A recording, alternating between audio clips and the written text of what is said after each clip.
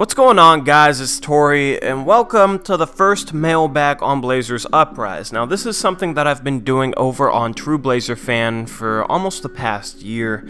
If you don't know of True Blazer Fan, it's where I got my start at. The guy who owns and runs that channel does full game highlights and player highlights here or there. So definitely make sure to go check out that channel if you haven't. In my update video at the end of May, I said that I was going to keep my community-based content over on True Blazer Fan, but now I'm deciding to move it over here to Blazers Uprise. So everything I post will be over here on Blazers Uprise. So that means Monday mailbags, which will switch back to Monday next week. Blazers Pulse and your guys' trade ideas, I'll bring all that stuff over here. I also just created a Patreon for Blazers Uprise, so if you want to help me out, help the channel out as I try and grow this platform, there's a link in the description below for you to donate. It's a monthly donation, charges on the first of every month, and it's just an easy way for you to help me out if you want to. If you don't, completely fine. But for those who do, I will be trying to provide perks to make it worth it. Anyone who donates will get their Patreon username in the outro of each and every video. I'll be doing credits for that. The higher donation,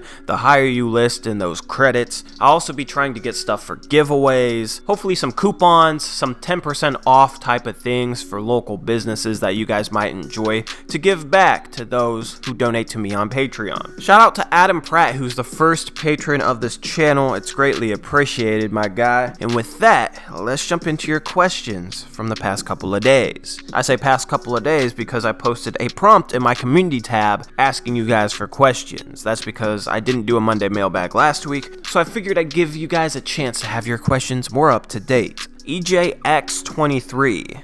Let me know if that's how you say it, because I've been saying it like EJX, but I think it's EJX. Anyway, EJX23 says, are you shocked to see OKC decide to blow their team up? Also, do you think Gallinari would be a good pickup for us on the cheap? I'm not shocked to see OKC blow it up. Once Paul George demanded a trade, I was shocked that he got traded because we didn't know anything about Paul George demanding a trade. But when that came out, it made a lot of sense, especially for the package of picks that OKC got back, which could be very, very good. Especially considering Paul George and Kawhi Leonard could be back on the free agent market in 2 seasons. A lot of those picks are unprotected, coming in 2022, 2023, 2024. There's pick swaps, all that. Those could be some really, really good picks, and OKC could be a powerhouse because of that Paul George trade.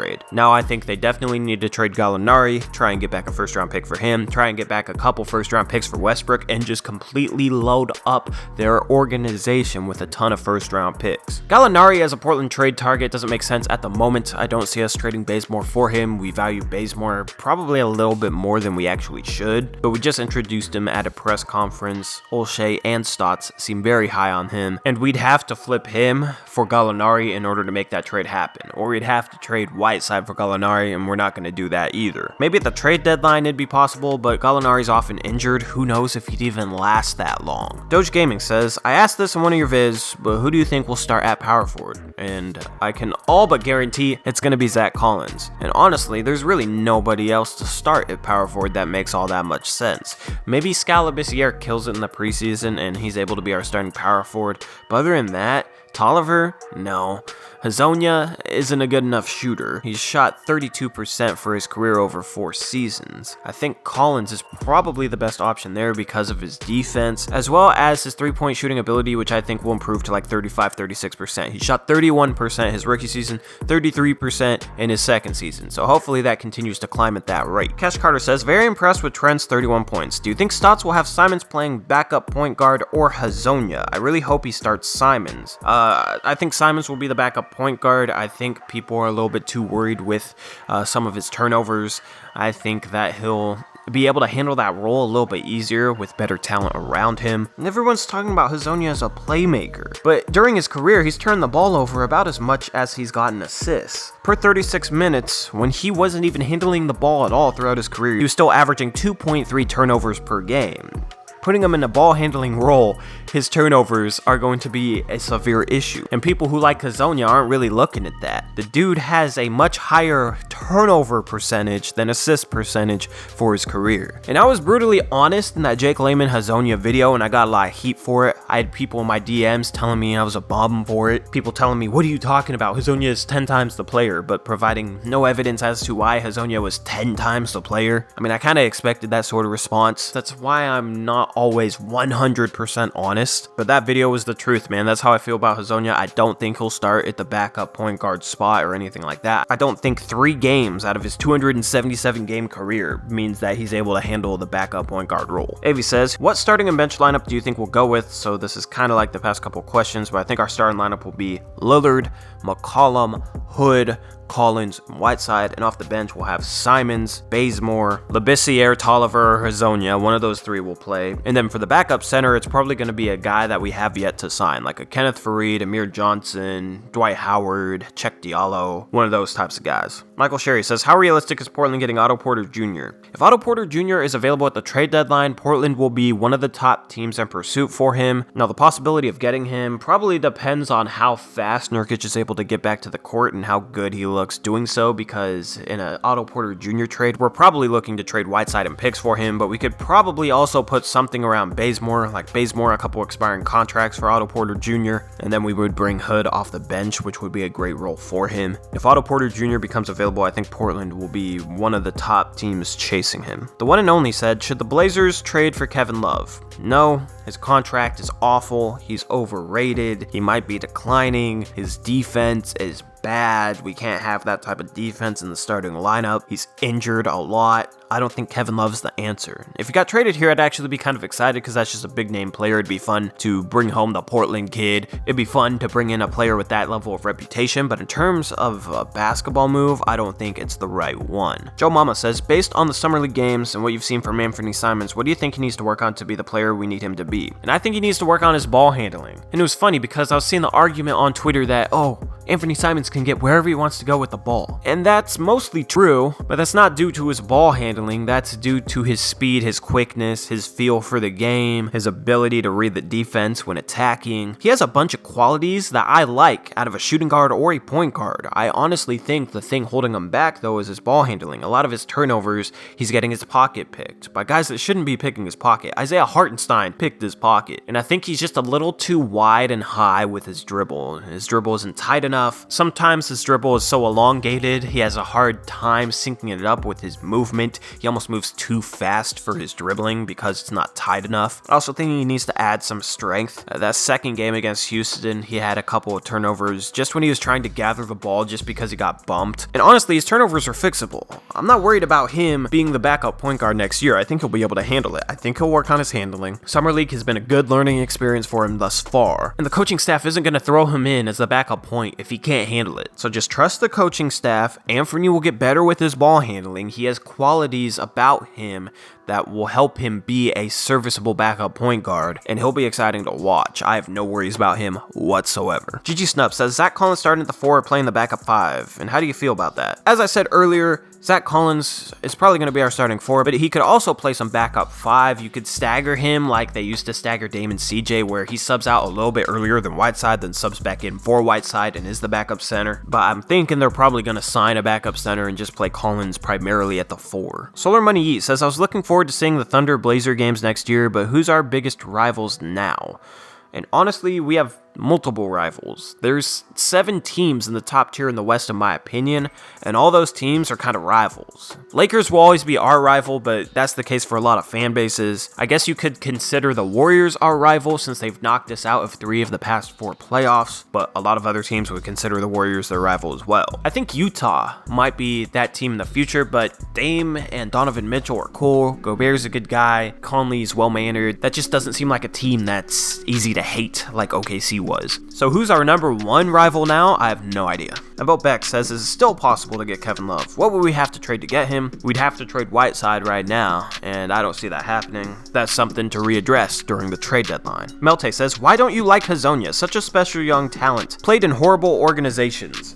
And why is everybody calling Orlando a horrible organization? Orlando made the playoffs the season after Hassan played there. I know they're not great or even good or anything, but it's not like they're a Phoenix Suns or New York Knicks level of organization. I do not understand why people think the Orlando Magic is such a bad organization, that Hassan's struggles there weren't his own fault or weren't because of him as a player. I think Blazer fans are getting a little too excited over Hassan. I think the mindset that oh, he's been playing in terrible spots, so he'll come in and he'll play great for us. It doesn't really make sense. It was the same thing we saw with Stauskas. Like, I don't understand how the organization affected his three-point shooting. He hasn't been a good three-point shooter in his career. He's below average. He's 32%. I don't understand how playing in a horrible organization made him shoot 32% from three. And honestly, he's had tons of chances to show out. He's had the ability to have the ball in his hands. He's had a long leash. So yeah, playing in a better organization might help a little bit, but I don't think it will help all that much. I don't think it will help as much as Blazer fans seem to think. It's funny because people who disagree with me on Hazonia, they'll say, yeah, he played in horrible organizations, but then they'll reference his 3-game sample size as a point guard last season as something we should be excited over, but they won't reference that 2 of those games were basically against G League rosters. So it goes both ways in that scenario. I don't like relying on Hazonia because we're a team trying to contend. We shouldn't be relying on a 4-year player who's going into his 5th year that has shown all 4 seasons that he's not a good NBA player. He might end up proving me wrong. He might end up being a very good piece and a piece that helps us win games. But going into the season, I don't like having to rely on such a big and large uptick in production. Kyle Campbell says, is there a chance that Whiteside is better than Nurk, and if so, what would we do? I don't think he'll actually be better, but he could fit the team better and possibly show his full potential.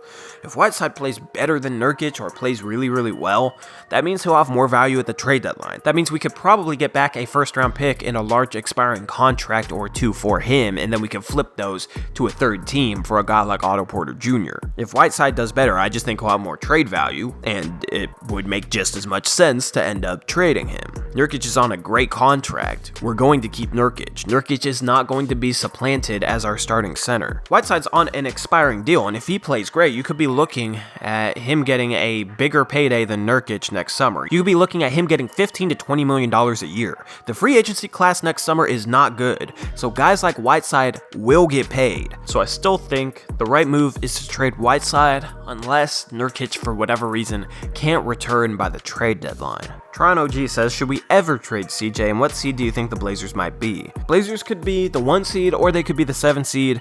There's a lot of teams that are bunched up in the West at the top, and it's hard to just pick a seed the Blazers might be. Right now, I'm probably guessing 4th or 5th seed, but we could easily end up being the top team in the West. I have absolutely no idea. Should we ever trade CJ? I'm not going to say we shouldn't ever trade him. If the right deal comes along and it's a legitimate upgrade, then yes, we should trade him. I don't know about trading him for a similar player like a Blake Griffin or a Drew Holiday. A lateral move like that just isn't worth enough to trade an integral part of our team. But if the right deal comes along, we shouldn't be gun shy. Renee's Kitchen says, how far do you see this Blazers team making the playoffs? They could easily lose in the first round. They could easily make the NBA Finals. That's the case for 7 teams in the West. I love how wide open the league is this season. The Stink says, what do you think about the Clippers' recent moves? And I honestly think they're probably the favorite in the West, but they're not like a Golden State type favorite where you know that everybody's going to be gunning for them, yet they'll still have an 80% chance of making the finals. If I had to bet between the Clippers or the rest of the Western Conference in regards to making the NBA Finals, I'm taking the rest of the Western Conference. The Clippers are the favorite, but not by much. They also have some injury-prone players. If Paul George or Kawhi goes down for an extended period of time, I don't see how that team is any better than OKC last season.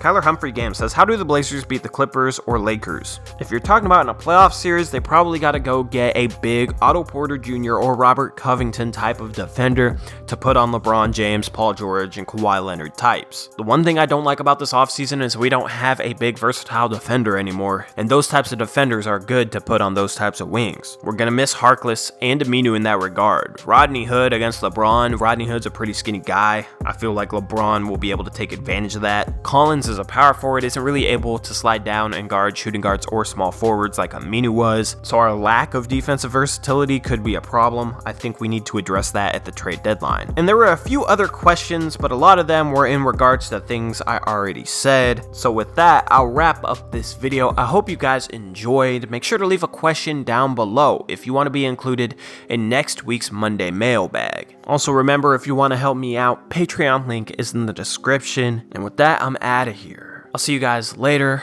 Peace out. Go Blazers.